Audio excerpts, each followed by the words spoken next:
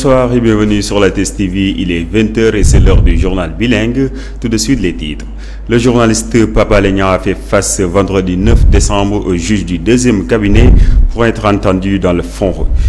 Pour rappel, il a été placé sous mandat de dépôt depuis le 9 novembre 2022. À Louga, les femmes de la coalition Yewwi Askan Wi se sont réunies au siège de Taxawu Sénégal. Le manque d'infrastructures et d'accompagnement sont les mots qui plombent le développement du karaté à Kaolack, selon les dirigeants régionaux. Nous aurons les détails dans cette édition. Toujours à Kaolack, nous aurons les propos du préfet du département de Kaolack, Ahmed Tidiane Diaw Ahmadou.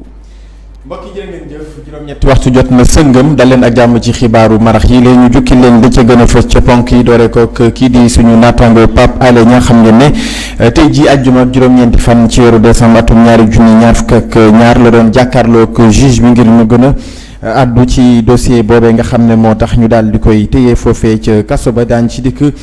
kaddu kii di maître Clédor Ly ci biir xibaar yi daañu wutali foofee ca diwaanu Louga wax na ki ci lu soxal wàllu politique ak jigéen ñi bokk ci coalition Yewwi Askan Wi ñoom nag daal dinañuy addu ci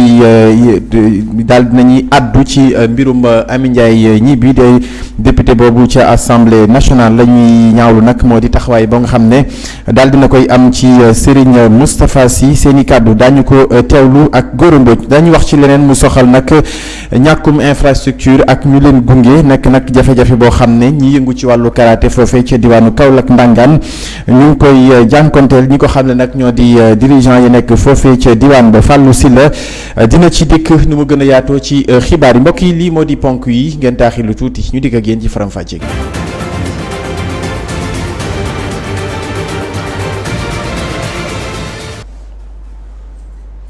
Le journaliste Pape Alé Niang a fait face vendredi 9 décembre au juge du deuxième cabinet pour être entendu dans le fond, placé sous mandat de dépôt depuis le 9 novembre dernier pour les délits de recel de documents administratifs et militaires, diffusion de fausses nouvelles à nature à jeter le discrédit sur les institutions publiques, divulgation d'informations non rendues publiques par l'autorité compétente à nature à nuire à la défense nationale. Pour plus de détails, écoutons les propos de monsieur Clédor Ly après l'audition de Pape Alé Niang. Aujourd'hui, qu'est-ce qui s'est passé, maître? Bon, il a été génial. Il n'avait même pas besoin d'avocat. Bon, tout le monde sait que c'était des accusations qui tendaient à porter atteinte à la profession donc des journalistes et à museler ceux qui ont choisi d'être des journalistes d'investigation. Par voie de conséquence, il était très à l'aise, raison pour laquelle nous n'avions même pas senti le besoin de poser des questions. Ce qu'il faut souligner, c'est qu'il est très fatigué. Et il a usé donc ses dernières réserves, peut-être, pour pouvoir faire face à l'interrogatoire du juge d'instruction. Il est aussi à souligner qu'il était d'autant plus à l'aise qu'à la place d'un interrogatoire, c'était pratiquement des affirmations. Puisque dans le dossier, c'était simplement un prétexte qui avait été pris pour pouvoir en fait l'écarter donc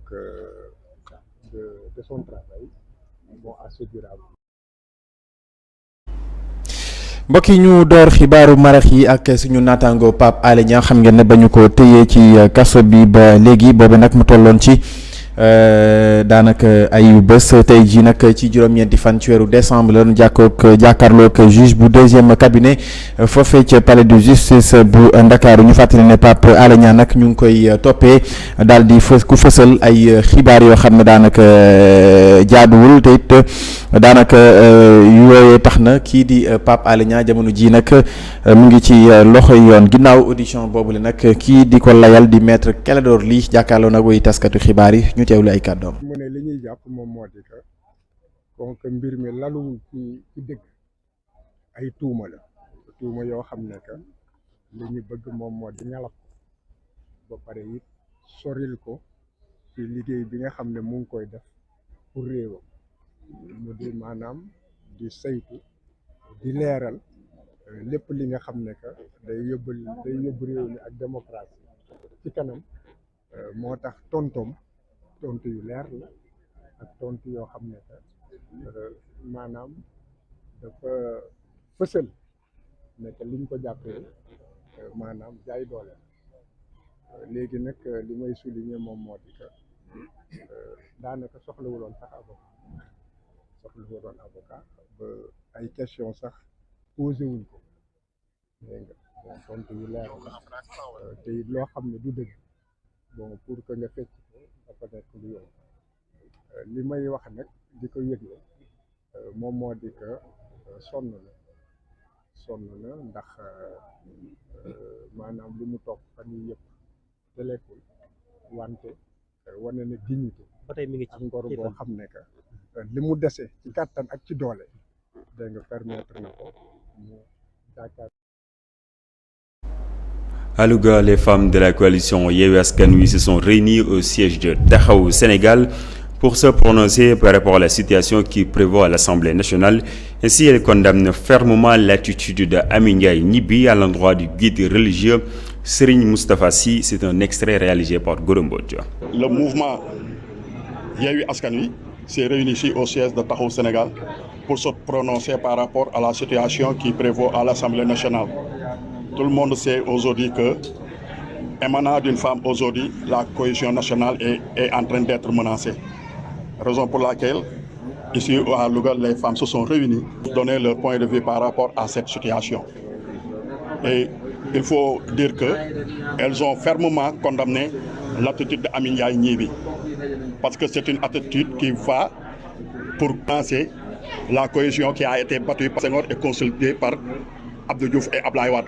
Donc aujourd'hui, il n'est pas question que cette cohésion nationale soit menacée dans l'exercice de fonction du président Macky Sall. C'est au moment où le Sénégal pensait à l'émancipation de la femme, au moment où le Sénégal pensait à mettre sur pied la parité, c'était de permettre aux femmes de prévaloir leurs idées, mais aussi c'était de permettre aux femmes de dire leur opinion, mais dans la plus grande discipline, ayant vers le développement. Mais aujourd'hui, on a vu qu'à cause de cette parité, certaines femmes à l'Assemblée nationale en profitent pour attaquer la foi de certaines personnes, ce qui n'est pas du tout normal. mu ngoog mbokk yi ñu wëtali ca diwaanu Louga ak wax nag ci lu soxal wàllu politique ak coalition Yewwi Askan Wi jigéen ña fa nekk nag daal na ñuy amal ak ndaje foofee ca siège bu Taxawu Sénégal di ñaawlu nag kàddu yi nga xam ne kii di Amy Ndiaye Gniby daal di koy yëkkati foofee ca pencum réew mi jëmale ko nag ci kii di Serigne Moustapha Sy lu ne mel nag ñu daal di koy naqar loolu seeni kàddu moom la ñu dénk Gora Mbodj. mooy li xew assemblée. ci fan yi ñun waa Yewwi Askan Wi bu département bu Louga femmes yi pour waxtaan ci di wane ni jigéen moo ko waral te ñun jigéen lañu loolu moo tax ñu am ci kàddu dañuy wax ni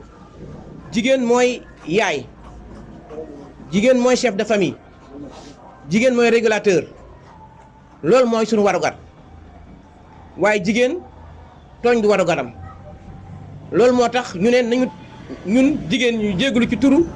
Amy Ndiaye ndax dafa tooñ laal foi jàmbur loo xam ne waru koo def ci loolu nag dañ naan ñun jigéen ñun violence xamuñu ko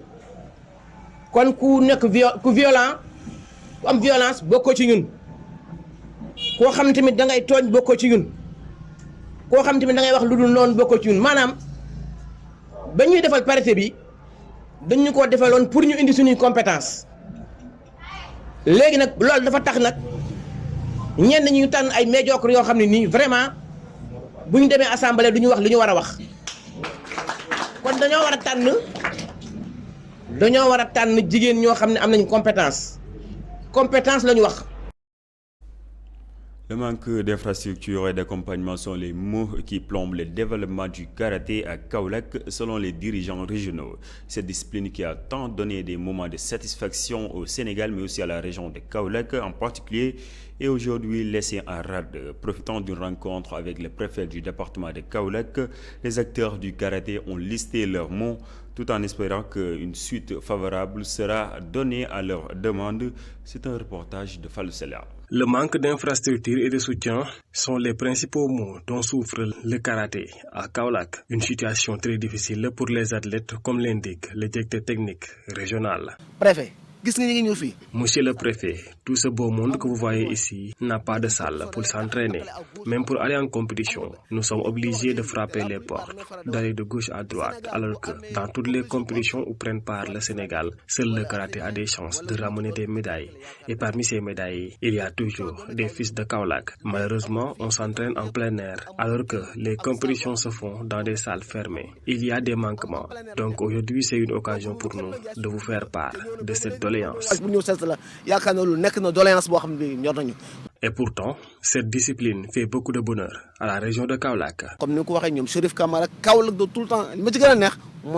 À chaque fois qu'il y a un représentant de Kaolack en équipe nationale de karaté, il y aura toujours une médaille. Et cela depuis fort longtemps. Si vous remontez en 1976 au temps des Dangaloum, Madjena, notre génération, etc. Donc je crois que la technique est là. Donc je crois que la technique banque. Face à ce constat, le préfet du département de Kaolack promet de jouer sa partition pour venir en aide aux karatékas de la ville de Mbossé. Je prends bonne note des doléances que vous venez de porter à notre attention. Ce n'est pas tombé dans l'oreille d'un sourd. Dans les jours à venir, dans les semaines à venir, nous prendrons rendez-vous pour une audience avec les acteurs. Nous pourrons effectivement rediscuter des questions que vous venez de poser. À l'occasion, je ne manquerai pas de mettre quelques petites idées dans la corbeille pour que votre requête puisse être concrétisée d'une façon ou d'une autre. Ces paroles ont été soulevées à l'occasion de la cérémonie de réception de la vice-championne d'Afrique de karaté en comité, moins de 48 kg, la Kaolackoise Salimata Ba. Kaolack, Fallou Galassila pour la TSTV. mbokk yi mu ngoog ñu wutali ca diwaanu Kaolack wax ci lu soxal wàllu tàggat yaram ak ñàkkum infrastructure ak gunge ñi nga xam ne ñoo yëngu ci wàllu karaté tax nag ñi nga xam ne ñoo fay nekkee di union di dirigeant régional yi jamono ji nag mer ba futtu la ñu def ndax jàpp nañu ne lu jëm ci wàllu karaté dañ ko boddi loole nag tax nag ñu doon jàkkaarloo koy taskatu xibaar yi sàkku ci li nga xam ne moo di discipline boobe ñu daal di koy gën a dooleel seeni kàddu ñu teewlu ko ci reportage bu Fallou Galassila. ñàkk bërëb yi nga xamante ni mën nañ faa tàggatee seen yaram ak tamit ay moyens doon na ay jafe-jafe yi nga xamante ni karaté bu Kaolack mi ngi koy dund mu nekk ab jafe-jafe bu méttee métti ci karatéka yi nga xam ne ñoo nekk ci dëkku Mbossé Kumba jigéen bi buñ sukkandikoo ci directeur technique régional bi. Préfet gis nga ñi ngi ñëw fii amuñ benn salle bu ñu exercer amuñ benn moyen bu ñu dem compétition da ngay taqale à gauche à droite amul fi ñi nga wax jeu yi te la plupart damay faral di wax Sénégal bu amee compétition bu am jeu soit islamique wala africain wala lu mu ci doon ci karaté la yaakaar médaille te tout le temps doomi Kaolack lañ ci bokk mais amul fii ñu taxaw fii yëpp amul kenn ku am salle boo xam ne bii mun nga fay exercer xam nga dañuy en plein air lañ nekk. Deuxièmement championnat yi dañuy def presque dañuy def 10 voyages par an diggante Dakar Thiès partout dans Sénégal mais bu ñu dem xale yi kenn ku ci nekk da ngay wut loo dajale ñu am na jaay donc loolu comme nag yaay suñu kilifa te ñëw na boobu léegi man maa doon waaj pour ñëw seet la yaakaar na loolu nekk na doléance boo xam ne ñor nañu. te pourtant Kaolack Ndangaan yàgg na am ay jaloore ci wàllum discipline bi ni mel. comme ni nga ko waxee ñoom Chérif Camara Kaolack de tout le temps li ma ci gën a neex mooy benn doomu Kaolack moo fi jógee dem représenté Kaolack dem équipe nationale am médaille mu nekk loo xam ni boo demee ci kanam day ñëwaat fu bëri parce que karaté bu mu commencé ba am léegi tout le temps depuis 1985 wala 76 à chaque fois Sénégal bu amee représentant équipe nationale ba am benn Kaolack waa ñu def am ci médaille d'or boo remonté 76 temps ñoom Dangalum wàcc ba ci ñoom suñu génération wàcc ba ci ñoom Madjena heure bu ñu mosaan dem Kaolack benn représentant day am médaille donc je crois que technique baa ngi fi. ki nga xamante ni moo di préfet bu département bu Kaolack nee sax fas yéene ci dugal loxoom ba fexe ba jafe-jafe yi nga xamante ni karatéka yi ñu ngi koy dund mu mën a am saafara. li ngeen fi rotal nag ci ay doléances dégg nañ ko dafa tolloog dañuy bàyyi ba lii weesu rek ngeen dellu si waat ñu waxtaan lu ma leen mën a xàllal ci yoon ci côté boobu danaa ko def. kàddu yi ni mel ñu ngi ko yëkkati ginnaaw bi nga xamante ni moom préfet mi ngi doon dalal ki nga xam ne moo di vice championne d'Afrique ci wàllum karaté ci comité ci moins de 48 kilos di doomu Kaolack boobee di Salimata Ba fii ci diwaanu Kaolack seen naataango Fallou Galassi la ngir TSTV. Restons toujours à Kaolack avec la vice-championne de karaté en cumite moins de 48 kg lors des championnats d'Afrique en Afrique du Sud. Salimata Ba a été reçu par le préfet du département de Kaolack. Ce dernier lui a adressé les vives félicitations du gouvernement et des autorités administratives de la région de Kaolack. Ahmed Tidiane Diaw lui a également conseillé d'allier les sports et les études. Ahmed Tidiane Diaw, préfet du département de Kaolack, est toujours au micro de Fallou Galassi. Juste pour exprimer le bonheur, le plaisir, la fierté que j'éprouve en accueillant la belle délégation qui accompagne cet après-midi notre compatriote, notre concitoyenne, Mame Salimata Ba, qui vient de décrocher en Afrique du Sud, dans une compétition prestigieuse, le titre de vice-championne d'Afrique en karaté. Je voudrais donc lui adresser mes très vives félicitations, mais au-delà de sa personne, tous les acteurs de la discipline qui ont contribué, chacun en ce qui le concerne, à cette consécration de Salimata Ba. Et c'est le lieu pour moi de me féliciter du constat que, avec succès, elle est en train d'allier le sport et les études. Je crois que c'est positivement appréciable puisque cela participe à son épanouissement à la fois physique, moral et intellectuel. Parce que le karaté, ce n'est pas seulement un sport de combat. C'est aussi un sport qui demande beaucoup de mobilisation de l'esprit, beaucoup de technique. C'est très important. Nous voudrions en cela encourager les parents à continuer d'accompagner leurs enfants. mbokk yi ñu des ca diwaanu Kaolack ci lu soxal wàllu tàggat yaram ci wàllu karaté ak vice championne d'Afrique de karaté en cumul toll nag ci moins de 48 kilos daal dinay nag préfet bu département bi moo ko daal di dalal ginnaaw ndam doon lu am solo bi nga xam ne daal di koy am foofee ca Afrique du Sud moom préfet bu département bu Kaolack daal dina yëkkati ay kàddu ginnaaw bi mu sàkkoo ci kooku di Salimata Ba ngir mu gën a góorgóorlu ci wàllu karaté boobe waaye itam mu daal di koy boole ak lu soxal wàllu njàng ñu teewlu ko ci kàddu yi mu dénk Fallou Galassi la delloo ko njukkal wayal ko jàlloore ji mu def sama baat mi ngi jóg ngir ànd seeni yos ngir wax ko suñu mbégte ci moom ngir wax ko suñu xol bu sedd ci moom bii moom ndam la bii moom siggi la bii moom xol bu sedd la kon soxna si maa ngi lay sargal naam ci suma turu bopp waaye jàppal ne maa ngi lay sargal ci turu son excellence président de la république maa ngi lay sargal ci turu ministre de l'intérieur maa ngi lay sargal ci turu ministre bi nga xam ne moo yore mbiri tàggat yaram ak mboolem rek jëwriñ yi nekk ci biir gouvernement bi waaye tam di la gunge ak sunu ñaan tey jii ni ñu ñëwee di la sargal ndax sport boo composé ba pare wala boo defee examen ba pare tamit yàlla na sa tur fés ni jant ngir résultat yoo am ci sa classe. ñaar yooyu soo ko boolee ndimbal la ci sa bopp ndimbal la ci sa wayjur waaye soo ko xamee soo ko xamul ndimbal la ci Sénégal ndax itam bu ñu sañoon ñu yore profil yooyu yaatu ci réew mi yore responsabilité yi gën a kawe ci réew mi kon maa ngi lay ñaan nga jël sa bët teg ko ci loolu da nga war a tekki ci sport